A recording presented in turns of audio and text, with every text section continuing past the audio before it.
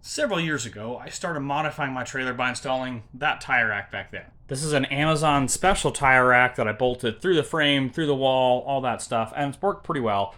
But I do drifting and I needed more space for more tires. Which brings up this guy. It's super simple to put a tire rack in that crosses the entire width of the trailer, so I figured I'll show you real quick. What we've got here is a couple of sections of E-track. These are bolted into the frame of the trailer, right? And every spot, 1, 2, 3, 4. And you can add some more in between to bolt to the plywood, but I really just want to bolt into the frame. We've got that on both sides, equally placed. I measured from the back of the trailer here forward and bolted it in. And then the crossbar here, this is an extendable crossbar that you can buy on like Amazon and stuff. There's 2 of these. Measure the width of your trailer, get the one that meets the length that you need, and then you slide them in there. They clip in, and then you just run a strap through the middle of your wheels.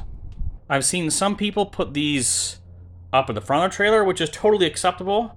Just my door is there, and I've got that there, so it didn't quite work out that way for me.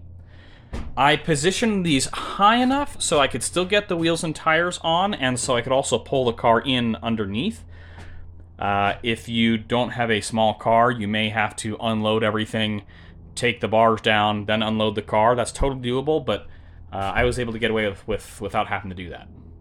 How many wheels and tires you can fit on there is going to depend on the width of your trailer. I think I can fit, well, the width of the trailer and the width of your wheels. I think I can fit, let's see, this is 7 that's up there right now.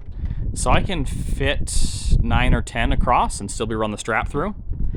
What I normally do instead of strapping up here is I have this other E-track down here, so I'll run the strap down to the bottom. That way I don't have this in the middle of a wheel or whatever, so I've got space to be able to ratchet it down right here.